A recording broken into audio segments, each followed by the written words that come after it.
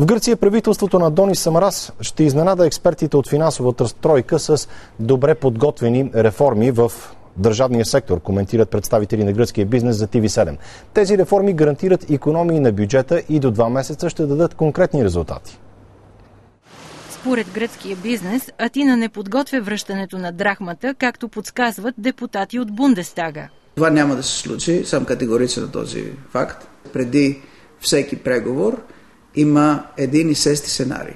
Някакви, например, малки депутати, някакъв консултант и такива хора да говорят, че няма да има нови пари и така нататък. Бизнесменът е убеден, че ако няма проблеми с опозицията, правителството на Самарас ще успее да задвижи реалната икономика. Тези реформи са направени на размер 10%.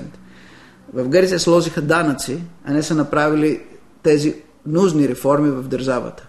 Правителството в Атина е готово с нова програма за сливане или закриване на 220 държавни фирми, нови данъци и поредното намаляване на заплати и пенсии.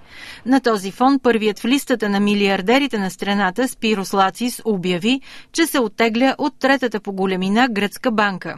Той не оттегля от банката, просто акциите на фирмата, около 45% са на семейство. Милиардерът предпочита финансовата му групировка успешно да управлява частни фондове и капитали в Швейцария, а оставя на племениците си да следят привличането на депозити и обслужването на кредити в Гърция.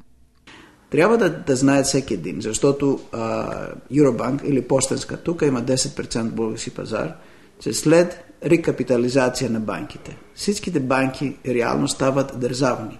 В четвъртък председателят на Европейската комисия ще посети Атина, за да се убеди, че реформите, които се предприемат, са в правилна посока и дават резултат.